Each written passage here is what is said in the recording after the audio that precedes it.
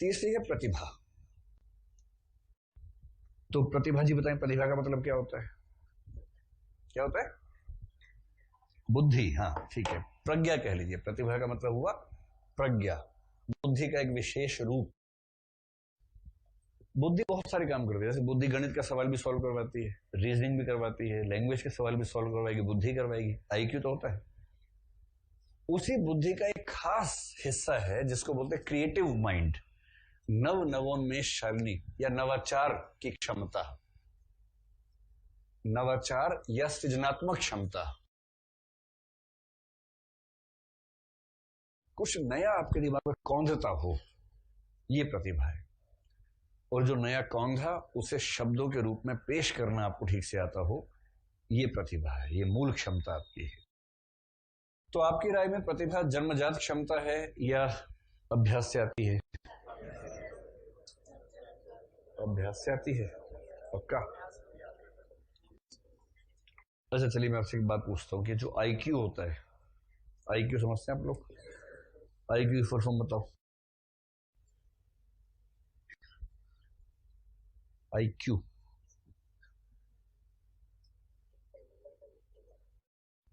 कह रही है इंटेलिजेंट, और क्यों नहीं पता? आईक्यू है इंटेलिजेंस क्वोशिएंट। इसका मतलब कि इंटेलिजेंस के मामले में आप कौन से स्केल पर अपने आप को रख सकते हैं। उसे स्केल्स बने हुए हैं जिसमें आप 90 से 110 के बीच में हैं तो आप सामान्य बुद्धि के व्यक्ति हैं। अगर आप 110 के ऊपर हैं तो आप विशेष रूप से क्या हैं, शातिर हैं? नहीं, बुद्धिमान हैं। और 130-40 के ऊपर है फिर तो बात ही अलग है। 160 के ऊपर है फिर तो कहना ही क्या है। कुछ रेयर लोगों के बारे में कहते हैं उनका आईक्यू का स्कोर 200 से भी ऊपर था, जैसे न्यूटन, इस तरह के जो लोग होते हैं। या मैग्नस कार्लसन है तो उसका आईक्यू लेवल मेरे ख्याल से उसी के आसपास होना चाहिए। पर अगर आप 90 से नीचे आईक्यू में है तो इस समय थोड़ा सा मामला कमजोर है। 70 से नीचे है तो इसका मतलब काफी कमजोर है। 25 से नीचे तो इसका मतलब आप ये भी, मतलब जिसको है वो ये भी नहीं समझ सकता कि अगर वो उठना चाहे तो उठना कैसे, ये भी नहीं समझ पाएगा। उसका दिमाग उतना भी रिस्पॉन्ड नहीं करता उसकी जरूरतों के हिसाब से। तो स्केल है, उस स्केल को बोलते हैं इंटेलिजेंस क्वोशिएंट। ठीक, आप ये बताएं कि आईक्यू अपने आप में जन्मजात वस्तु है या अभ्यास से आईक्यू बढ़ जाता है?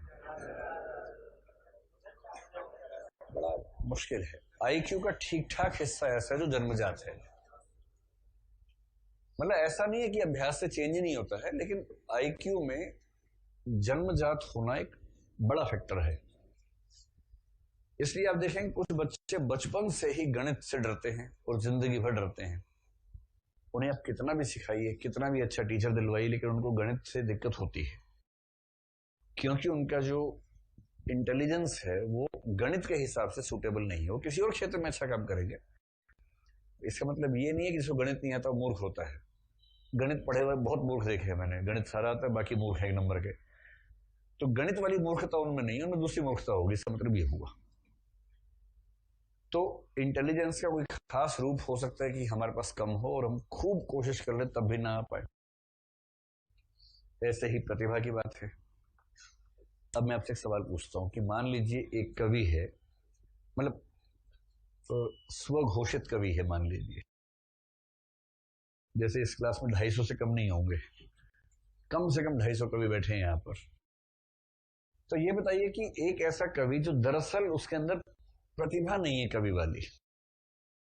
कवि की प्रतिभा क्या होती है कि बाइक पे चल रहे हैं, अचानक कविता फूटी, उसे बाइक रोकी, कविता वहीं लिखी, इस बीच में पीछे कार ने भिड़ा दिया और खोपड़ी भी फूटी साथ में, कविता और खोपड़ी साथ साथ फूटी।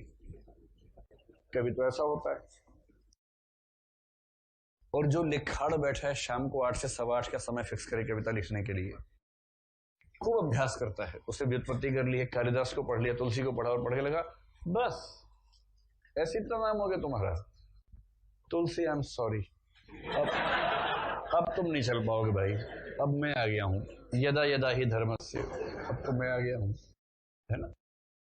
और अभ्यास भी खूब करता है, रोज 1 घंटा रियाज करता है कविता लिखने का, छंद बिठा बिठा के विलोम की तरह से रोज रियाज करता है। एक प्रतिभा से रहित व्यक्ति व्युत्पत्ति और अभ्यास की बदौलत महाकवि बन पाएगा या नहीं बन पाएगा? कितना भी जोर लगा ले नहीं बन सकता, कितना भी जोर लगा ले।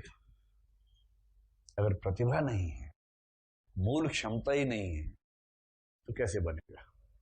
ये भारतीय काव्य शास्त्र में सामान्य राय यही है सब लोगों की।